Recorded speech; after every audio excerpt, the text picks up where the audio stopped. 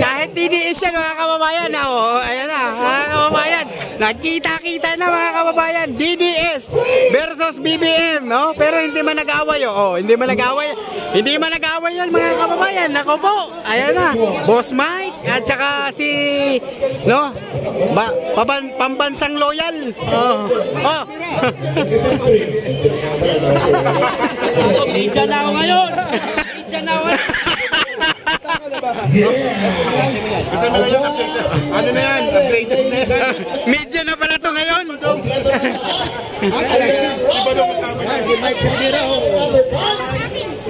Wala yata signal. Wala yata signal sa loob eh. Pero papasok tayo mamaya mga kababayan ha. Ito masagot na kanil ko eh.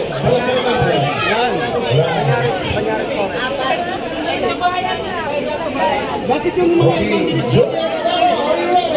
Ako sila. Ako nga, pinabalata nung Takero, hindi ako nagalit eh. Binabalata ka ba ni Takero? For content lang daw yun. Championship level action. Today, we are not just here to witness warriors battling out inside the ring. Pero tol, ano masasabi mo sa mga hamunan na to, syempre? For sports. Sana ako matuloy eh. For sports lang, di ba? Sana ako matuloy. Oo. Di ba maganda daw kung matuloy. Ano na sige mo na Hindi ko alam pare. Ito pare. Ayan sa jacket, sa bulsa. From the historic result. Ano pare? May undercard. Meron undercard.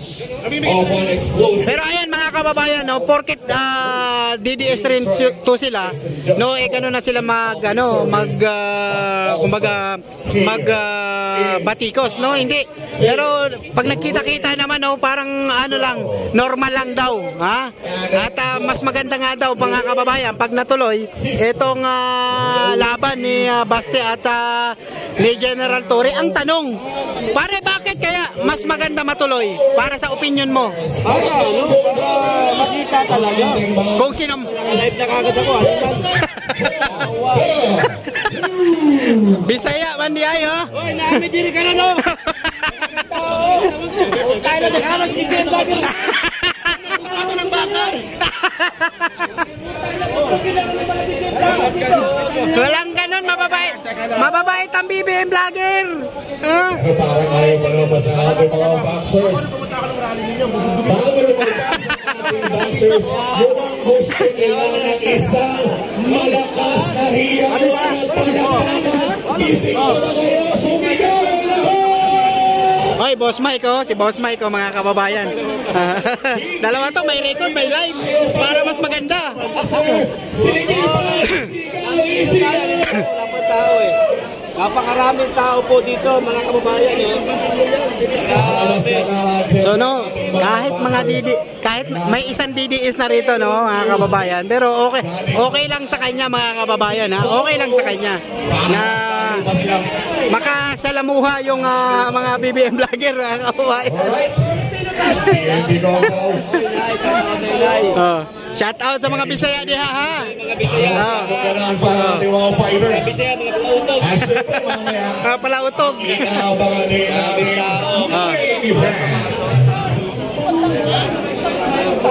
So ayan. Oo, tama. Boss Mike, ayan, interviewin ka muna namin. Ano masasabi mo dito patungkol nga dito sa laban na to?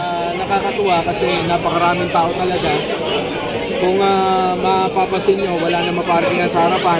Dahil yung parking, nandoon na po sa Quirino. Oh, layo. Quirino Avenue na eh. Doon na ang parking, so doon ako nakapag-park. Naglakad ako ng mga siguro, mula rito hanggang doon, 1 kilometro. So yun yung nilakad ko. At makikita mo naman, napakaraming tao. Labas, loob, maraming tao. Nakakatuwa dahil sinuportan talaga itong advokasya ni General Torre. Di ba? Yung advokasya naman nung isa, puro gulo lang, away. Di ba? Yun ang kaibahan. Mas gusto ng tao yung ganito panawagan na may pakinabang at mamamayang Pilipino. Hindi yung okay ng ina, panggulo, away, yan, yung gusto ng mga kampo ng mga Duterte. Nako po. Oo nga naman. Mga kababayan, Boss Mike yan ha, mga kababayan. Yan ang idol na idol natin mga kababayan. Pag nag-live yan talagang pangmalakasan ha. Oh. Excuse me. Actually mga kababayan, ang dami na rin ha, ang dami na rin tao ha, talaga. Sobrang hirap ng parking, totoo yan mga kababayan. Nakapark nga ako sa may ano na bandang SM na yung dating SM.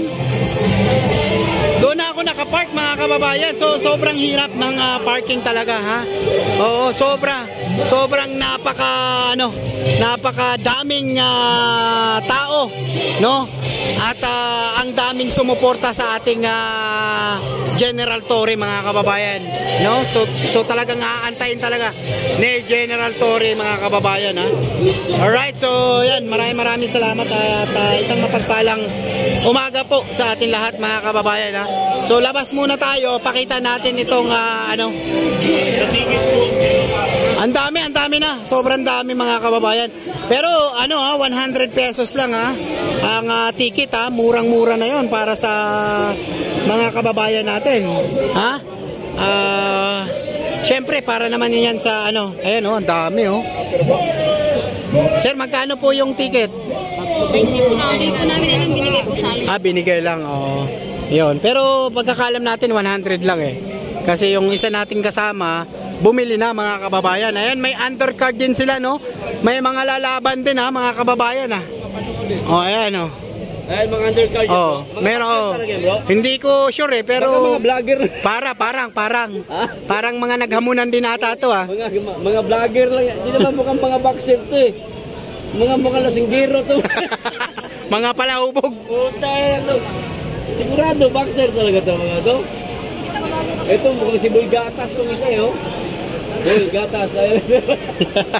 Ang kalaban niya si Boy Bonakid.